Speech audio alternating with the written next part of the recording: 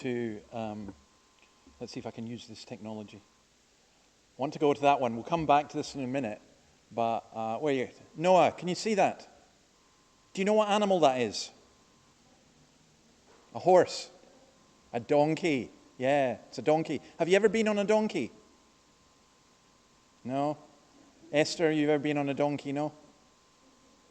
Well, that was Jesus riding on a donkey. And if you listen carefully, I'm going to tell you later why Jesus was riding on a donkey. It's funny because we don't think a donkey is something that a king would ride on. We think he'd ride in a big horse. But you'll see why later. But let's go back to this. Blessed is the King. The crowd comes. Now, community festivals are really great when you get them. I have to say that as a foreigner here, I'm amazed at your Anzac Day.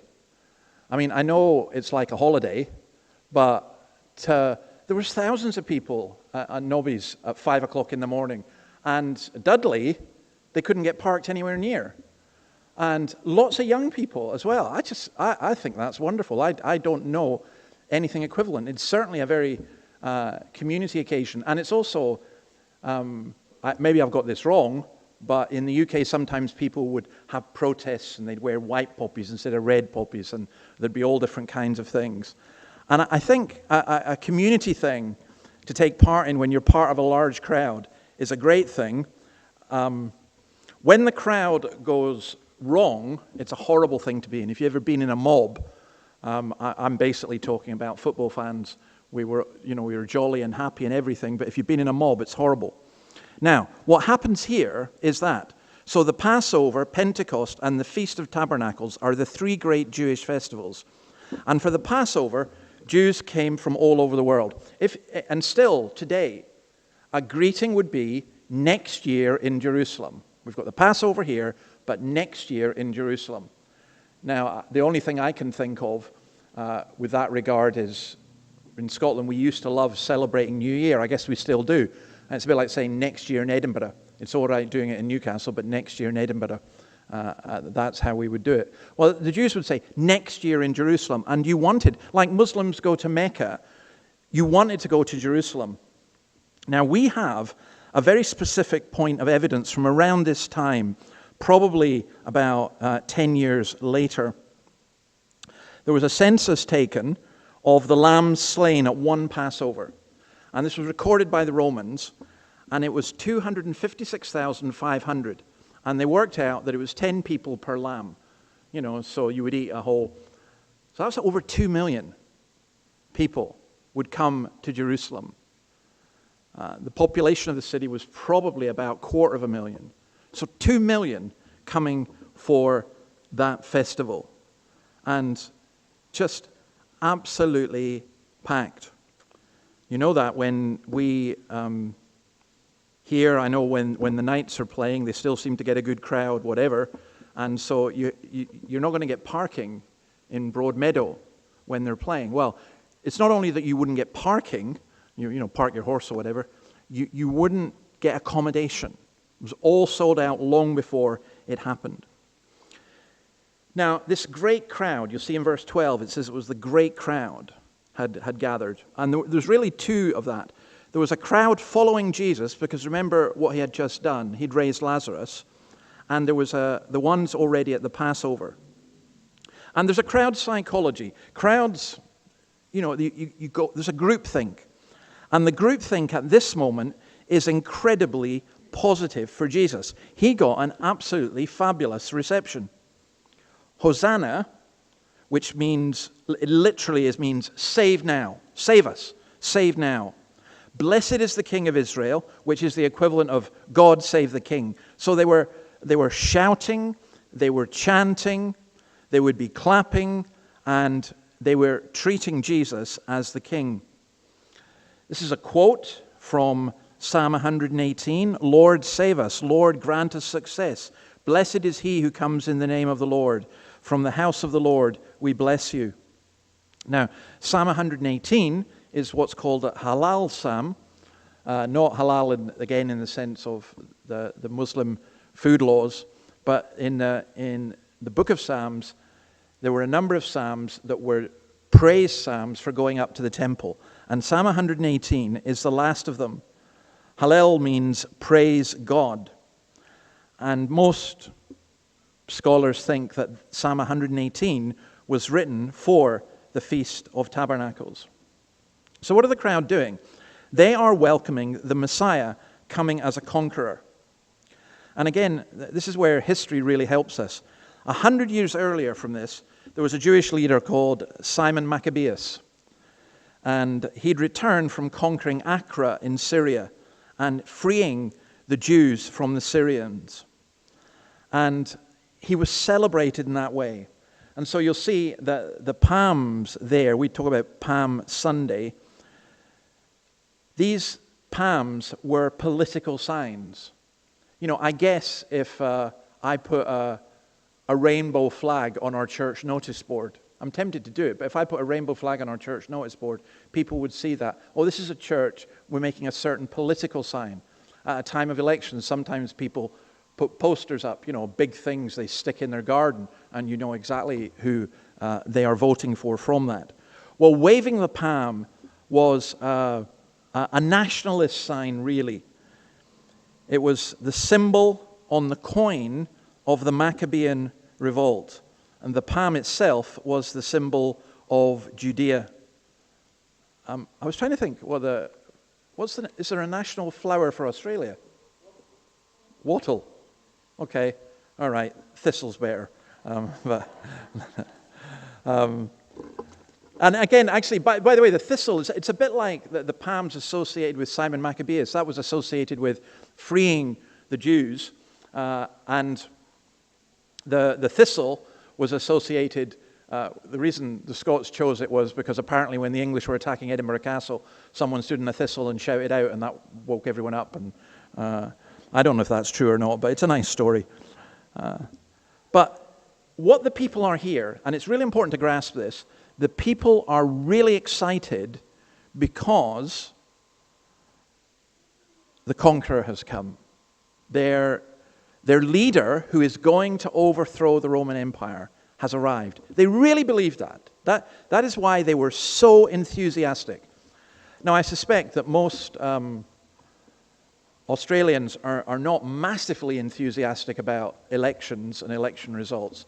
But, I mean, if you lived in a time where you saw a certain political leader as, he's the person who's going to save us, he's the person who's really going to help us, then you get the kind of picture here. But then there's a problem. The king comes on a donkey. Jesus found a young donkey and sat upon it, as it is written, "Do not be afraid, daughter of Zion. See, your king is coming, seated on a donkey's colt."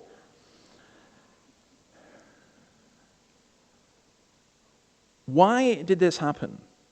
What does this mean?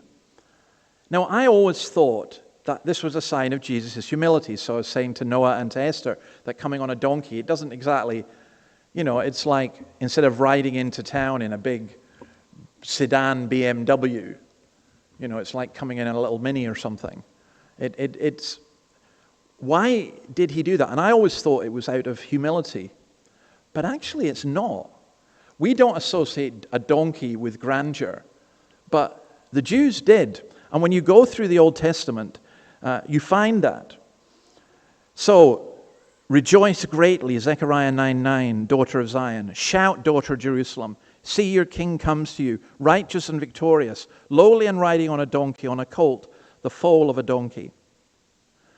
The donkey was not a lowly and despised animal. It would be an insult, wouldn't it, to say you donkey to somebody. Your stallion would obviously not be an insult.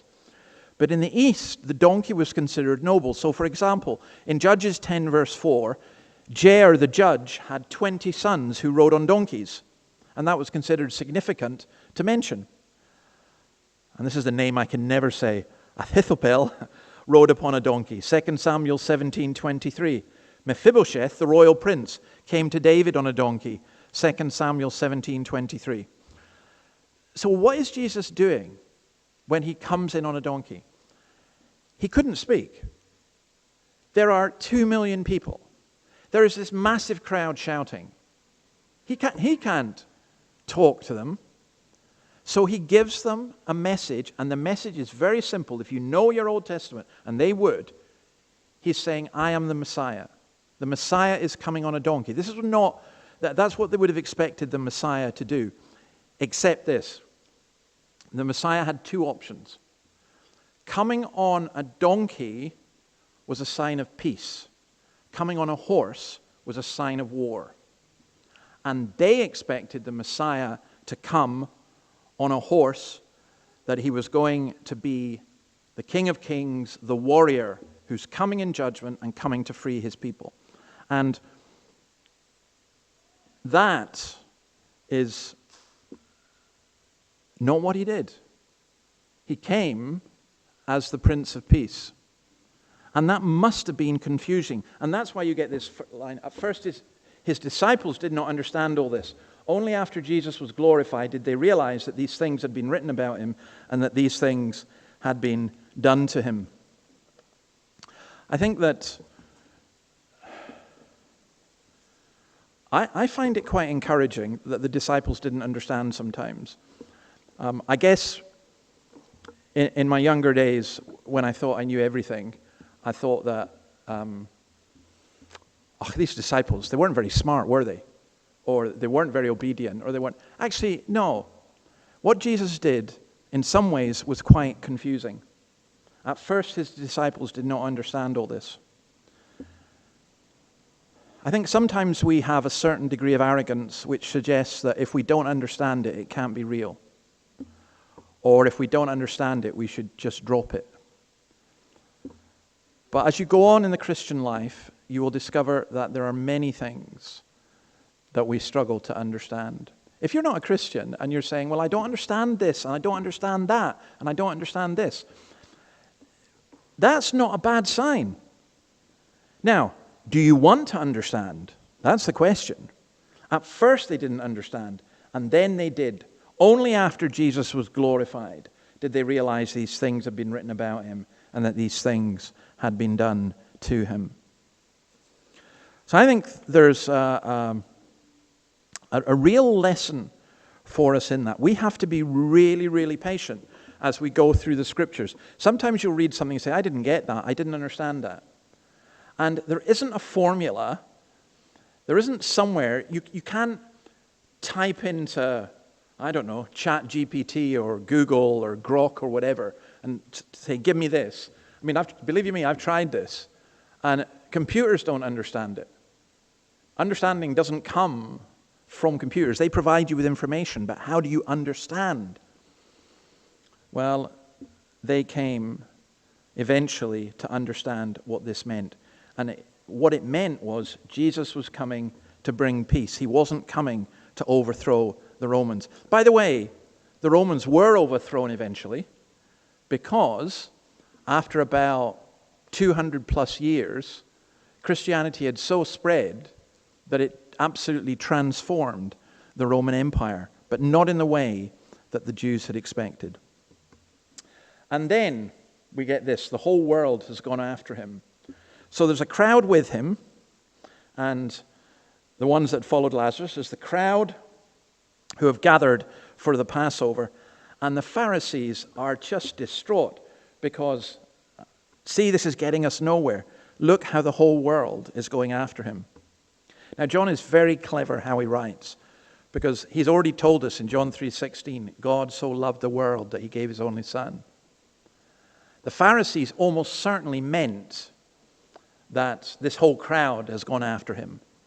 But actually, the whole world was to go after, because this is the great thing about the Passover. All these Jews were here from all over the Mediterranean and beyond, probably Africa, India, right into the north of Europe.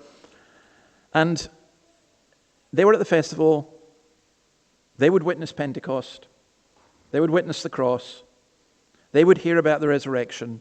They would go back to Libya and to Spain and to Gaul, which is France, and probably even to Britain. And they would talk about these things. And when Paul was to go to many of these places afterwards, he was talking to people who'd heard some rumor of this thing. that had occurred. The whole world is gone after him. Now, I think that Jesus doing this, by the way, was very courageous and loving, because he was going to be in enormous trouble. And he was an outlaw. And this was provoking things even more. Raising Lazarus is one thing. Having all these Jews from all over the world shouting to him as the king. Let me put this in a slightly different way. When we read Scripture, it's always good to compare Scripture with Scripture. And these Old Testament quotes, the way that the Old Testament is quoted in the New Testament is fascinating. But you have to see them in their Old Testament context. So let me just go back a bit. Psalm 118. This quote from Psalm 118 that the crowd are chanting or singing. This is the gate of the Lord through which the righteous may enter. I will give you thanks, for you answered me. You've become my salvation. The stone the builders rejected has become the cornerstone. The Lord has done this, and it is marvelous in our eyes. The Lord has done it this very day. Let us rejoice today and be glad. So when they are saying, blessed is the King who comes in the name of the Lord, they're talking about the cornerstone. And later on, that is going to be a big theme in the New Testament church. And then Zechariah 9, verse 10 says this, I will take away the chariots from Ephraim and the war horses from Jerusalem, and the battle bow will be broken. He will proclaim peace to the nations. His rule will extend from sea to sea and from the river to the ends of the earth, which is, that's actually the Old Testament quoting the Old Testament. It's quoting Psalm 72. And it's that promise of peace. Now, also in Zechariah, I don't have time to go into all of this, but there's this, there's talk of the blood of the covenant, cleansing, this blood of the covenant being renewed. And that, of course, is ultimately Christ's blood on the cross. But this is the one that just really struck me when I was reading it. The Lord their God, this is Zechariah 9 verse 16. The Lord their God will save his people on that day as a shepherd saves his flock.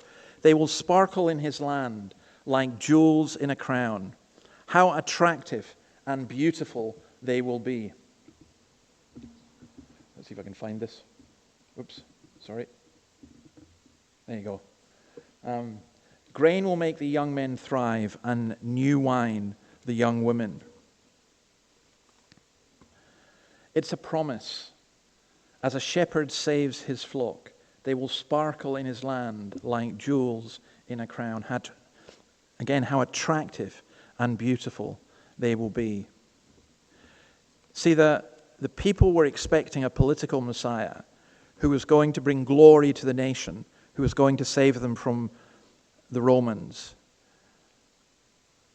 And the Messiah that is promised is the one who is going to take things and people and circumstances that are ugly and turn them into something so beautiful they sparkle in his land like jewels in a crown. Jesus doesn't want the garlands of military victory.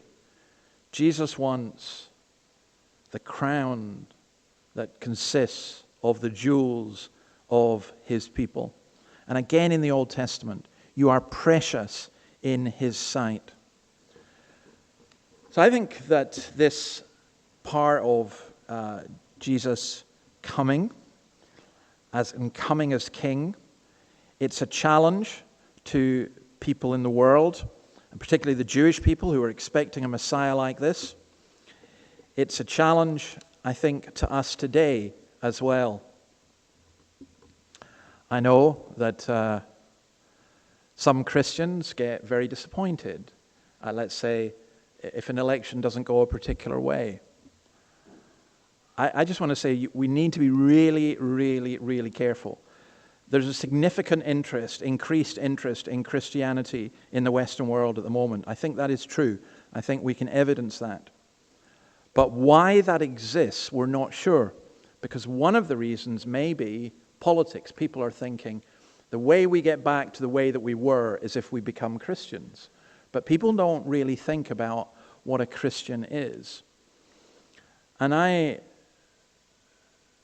think we come back to this question that I put on the notice board out there. What do you think about Christ? Who is Christ? What has he done? And I guess the way we should think about Christ is that he is the one who, because he loved us so much, us individually, collectively as his people, but also individually, that he gave his life for us. He didn't come to be a commander that we can bask in his glory. He didn't come to be some kind of celebrity or political light.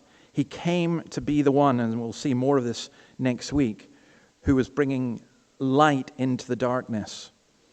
And some of that, as I say, the disciples didn't understand this.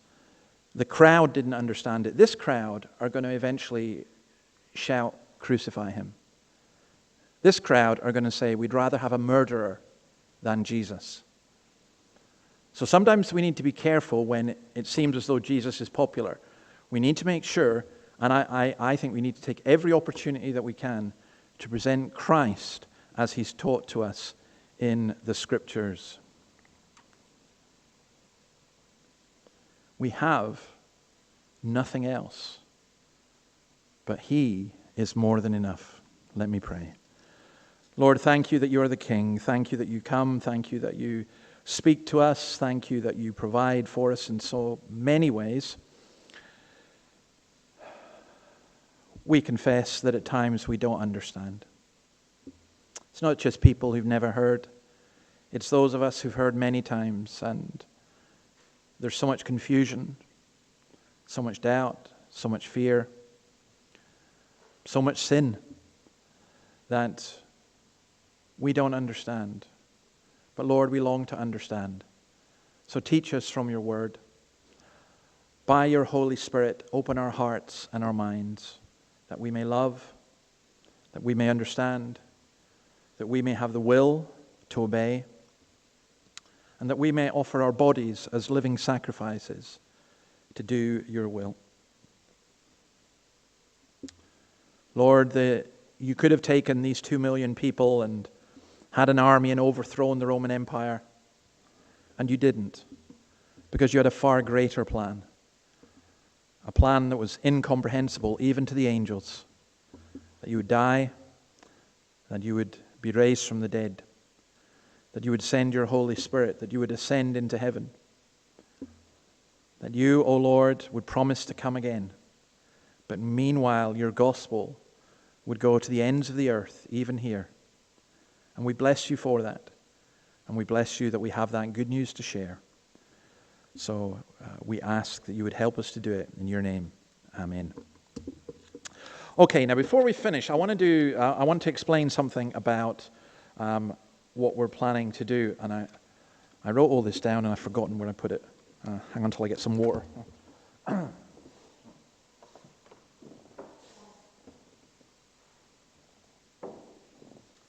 So, in case you didn't know, let me give you a little bit of history about what we're trying to do here at what we called Alive at 5. Oops. Sorry, guys. You were finished anyway. Good. I hope it's not finished.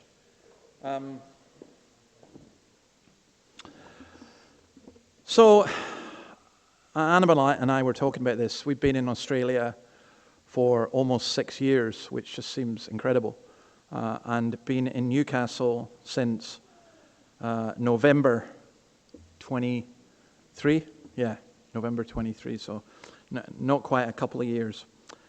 And there was a plan that was given to us when we came here, and the plan was fairly straightforward. There was a very small morning congregation here, and consisted mainly of elderly people. Annabelle and I would be the youth fellowship, and the idea was to start up something in late afternoon, evening, which we eventually called Alive at 5, and out of that get a new congregation, and what we called the 9:30 would probably just fade away. But never, ever, ever make plans and tell the Lord what to do. So the 9:30 hasn't faded away. It's grown. It's now 10 o'clock, and basically it's 2.5 times what it was. So this morning, for example, I thought if we do this way, that you get more younger people and so on. But that's very difficult to get younger people. And that is because those who are Christians tend to go to churches, if they're students, which already have lots of students. And you're asking them to come to one that doesn't have any, and they're going, whoa, no. But I still think we should do that. But this morning I looked out, and I was just delighted because we had 9 young men. I'm including Jacques, who's young. So basically, Jacques and under is the age I'm calling young. And we had 1 young woman, which was, to me, that ratio is absolutely fascinating. And I'm finding more and more young men interested. And that, again, appears to be a cultural trend throughout the Western world. And so just reflecting on all of that. So I was very encouraged in the morning. Here at the Alive at 5, we kind of started with a bang a bit. We started with 50-plus people. We had 20-plus people from Charleston and Swansea. Some of you are still here, and we really appreciate your perseverance. I'm looking at the old faithfuls. I'm including you in that, Joe, and all the help that you have given, and Jan and Sally and others as well. Really do appreciate that. But we're never, ever going to start a new church with that. And so the interesting thing is what we do is people come who are not Christians, or they've stopped going to church. They haven't been for a long time. And you need a core group which is far larger than we have. So you do get a little bit discouraged sometimes. I'll be honest about that. And I was thinking, okay, how do we do this? How do we do this? And then there's another issue that's involved here. The culture in Australia, in the Australian church, as in much of the rest of the world, it's not just in Australia, is you go to church once on a Sunday. To go twice, that's such a strange thing.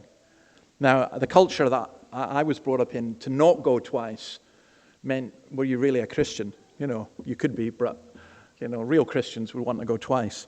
So I don't think we're going to change that culture overnight. So that's another issue that is involved. So we've been thinking about all of this, and I want to suggest that we do a reboot of the Alive at 5. The other issue involved here is there have been people who've been asking for an adult Bible study, and trying to get a time which suits everyone, it just is impossible. And so here's the suggestion. We're suggesting that from the beginning of June, we continue the Alive at 5, but we do it through in the hall, and we use a format that I did in St. Andrews recently for their student lunch, which is do a Bible talk. And my suggestion, I'll explain what that is in a minute, but do a Bible talk and for about 15 minutes, have about 20 minutes that people sit at tables, and there'll be table hosts who facilitate the discussion. It'll be open for Christians and for non-Christians, for young and old alike. Have not a meal, but just a basic cup of tea. And when I say basic, I do mean a cup of tea. And look, forget your flat whites and stuff. You have a coffee. Right, a cup of tea and a coffee or whatever, or a bottle of juice or something, and maybe a pack of biscuits or something like that. That's fine. But just sit around a table, discuss God's Word, and then do that for about 20 minutes, and then for the next 20 minutes, we'll discuss it all together as one large group. Now, if you've never seen that before or how it works, amazingly it does work. And as I say, I tried it in St. Andrews with their student lunch, and I loved it. I thought it worked very well. Now, I can't guarantee that will work here, so I'm also asking your opinion. I've asked several of you already, but that's the proposal. That has 2 advantages from my point of view. For those people who say, I don't go to church twice on Sunday, a church service twice on a Sunday, we're saying, well, it's not a church service, it's a Bible study. So come along, you'll get taught the Word in that way.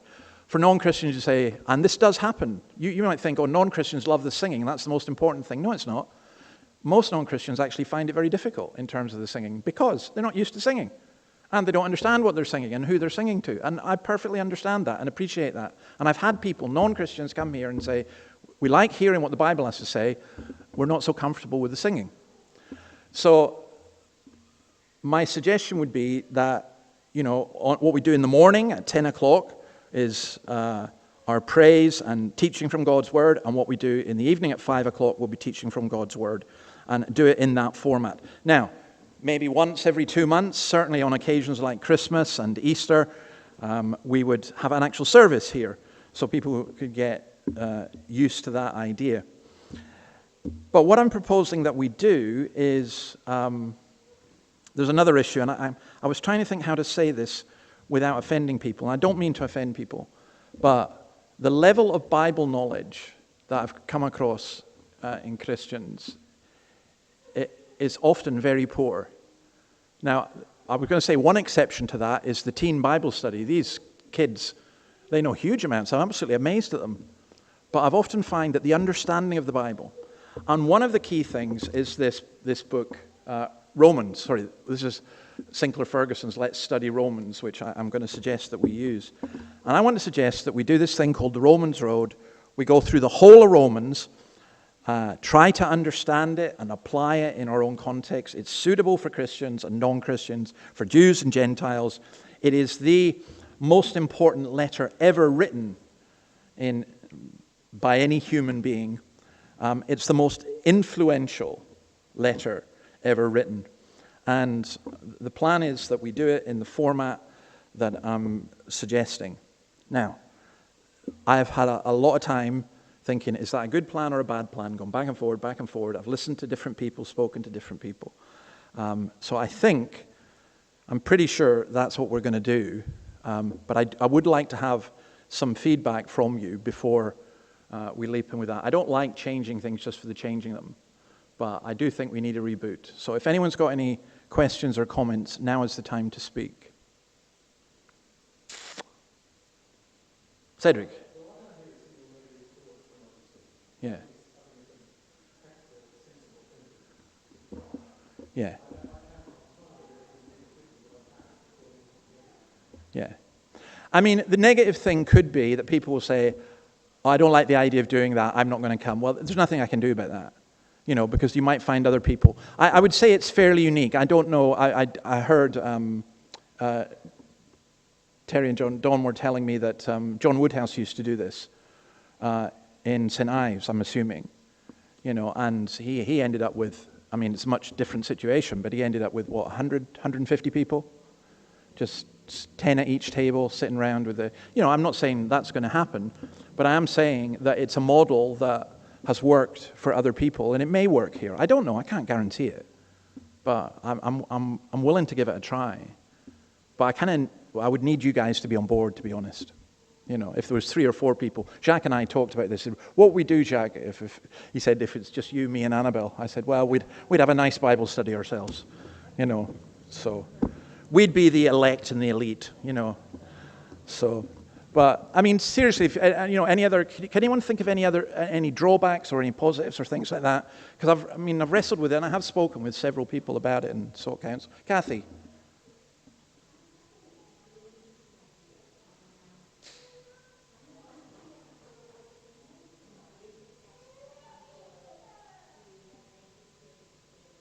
Yeah. Yeah.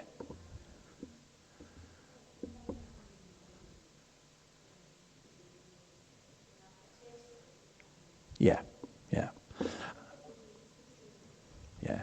And I did think about that. So I'll just repeat what you said because not everyone heard that there are people who've kind of made this service their own. There's not a lot, but there are a few like that, and therefore, they maybe go to another church in the morning. I think what I would say is this: if they're going to another biblical church in the morning, I'm very happy with that. I'm not wanting to take people away from other churches, in that regard. And I would say the evening then ends up being an extra for them, as it is at the moment. So that I would say with that. On the other hand, I would also say, if they've just come to us and started coming to us and don't go anywhere else in the morning, what I would say is, why don't you come in the morning? Come in the morning and have the worship service and so on, and then come and do a Bible study in the afternoon, and that's the whole Lord's Day, and that's also you for the whole week. You know, you don't have to. So, but that's a really thoughtful point, and I'm deeply aware of it. And if there are people in those circumstances, please do speak to me. But I mean, my argument would be that they'll get the same teaching as they would get in terms of this. For me, this is as much work. You know, it's not like I'm just saying, all right, let's get a book and let's get some questions out of the book. No. This is, you've got to really work hard at this to communicate and teach and help and facilitate people. You know, and it's also hard work. And I mean, we won't, you know, the band will all be fired, you know, so, no, for the moment. So I'm sorry about that. You know, you were rubbish anyway. No. No, I mean, you're fabulous, but we wait. I mean, look, this is not like the law of the Medes and Persians. We'll see how it goes, and we can do.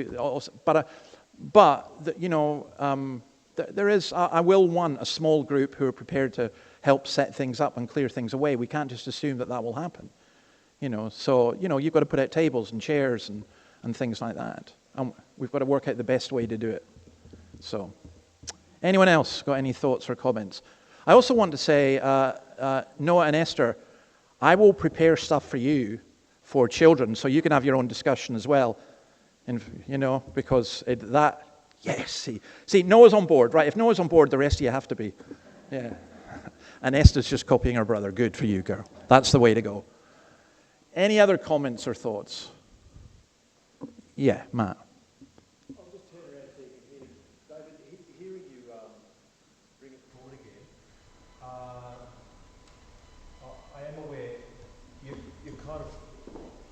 Concern we might try to set the bar to, like, I want to teach people how to understand the Bible, and we're going to go to Romans. So one bit of feedback might be, why don't we keep it a bit more simple and go to the Gospel of Mark or something? Anyway, that's just a bit of feedback. Okay. So if I'm saying to people, I want to bring your knowledge up, well, I might say, well, I don't want you to bring my knowledge up. Yeah. I want to be a Christian, but I don't want to become a scholar, yeah. kind of thing. So that's. You kind of could frighten people off, but just a thought. Yeah. No, it's a good thought, and I would say that with Mark. What I would say about that is this. First of all, I would never say to anyone, I want to bring your knowledge up, because it just sounds incredibly arrogant. I would say that that's a purpose. The point for me with Romans is, Paul is writing to the Roman church saying, I've got a gift for you, and the gift is the gospel. And he spends the whole letter explaining the gospel. And I think he explains it in such a way that it will apply contextually in our culture.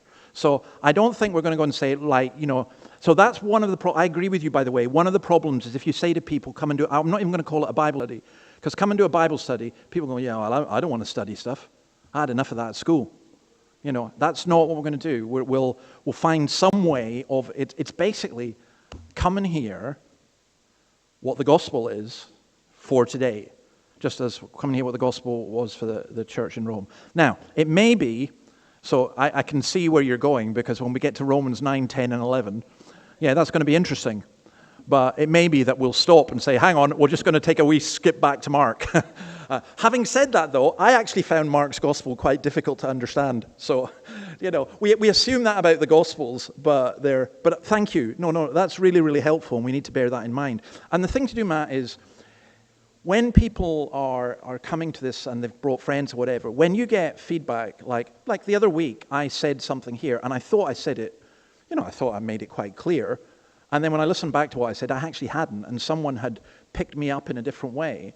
But that's the whole point of the interaction and the questions and the discussion. If we can get people comfortable enough that they will discuss, then, you know, so it's not like there's set answers. It's not like you come, you do this study, and then there's a test at the end, and if you tick all the right boxes, you're a theologian, and, you know, you're on your way to, yeah, you get a diploma, and you're on your way to being Pope or something, you know. But no, I really appreciate that. Any other constructive comments like that?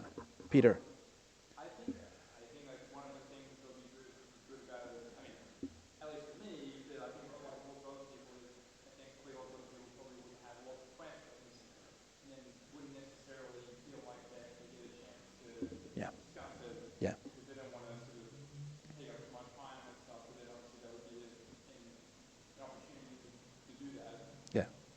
Yeah. So not everyone has your fearlessness in asking questions during. For me, it's a bad Sunday if I ask for a question and you're here and you haven't asked one. I think, oh dear, what have I done? I've silenced Peter. This is not good. And it's great. I really appreciate it, because that's what we bounce off. But my experience is the way that, Annabelle and I did this in Sydney in our apartment. And honestly, it's, for me, I loved it. I loved just, those who feared the Lord, it says in Malachi, met together and talked about the Lord. And I think that's what we'd be doing. And it may be that Matt might be right, it might be that Romans doesn't work. Listen, if something doesn't work, I just change it. You don't flog a dead horse. You keep going with stuff and try and work out. We've got to be flexible, and that's where the feedback and the input is so important. But yeah, you're right. I agree with you. Jacques? You and I have discussed about another benefit of this plan is the possibility of increasing unity into congregations. Yeah. We kind of have two congregations that are in the divisions. So is it one Hamilton congregation? How do you share that with the runner? Yeah, so the idea about unity and so on, I know that it's a model particularly with Sydney Anglicans, but also with others, that you have an o'clock, you'd have three congregations, an 8 o'clock for traditional people, older people, a 10 o'clock for families, and a 6 o'clock for young people. I'm sorry, I hate that, because I think the church needs to be united with people from different backgrounds and different ages. And for me, I think it's hilarious that we've got more younger people coming to our morning congregation, which is the kind of inverted commas traditional. And I think these labels don't really help, and we shouldn't try and do that. But here's where I'm coming with this. I think we will end up with a second service, and I want a third as well, because I think as it grows in the morning, we'll have to do something. That's what I'm looking at, But I agree with you. I want to say to people, come and you enjoy the singing and worship God and hear God's word being taught, and then come and do a Bible study in God's word in the afternoon, and feel free to bring along. Some non-Christians will prefer the morning, but some will prefer it. And so me having both is an advantage. But I think you're right in terms of the unity, yes. I think it will help. I feel quite united, but that's because I go to both. So, yeah. Anyone else? Okay. Yes. But one of the things I would say is, this is the culture of you only go to church once on a Sunday. I'm not being disingenuous. I'm saying, yeah, well, that's your morning service. Now come to a Bible study. And if they don't go to a Bible study during the week, I'm saying, here's an opportunity for you to come to a Bible study on the Lord's Day, which will really help you. For me, I'm actually pretty excited. Well, I'm excited about most books in the Bible, but I am very excited about Romans because it took me 20 years to understand it. So I'm going to have to listen to what Matt said. I have to be very careful how we communicate it. But I think it's such a wonderful book.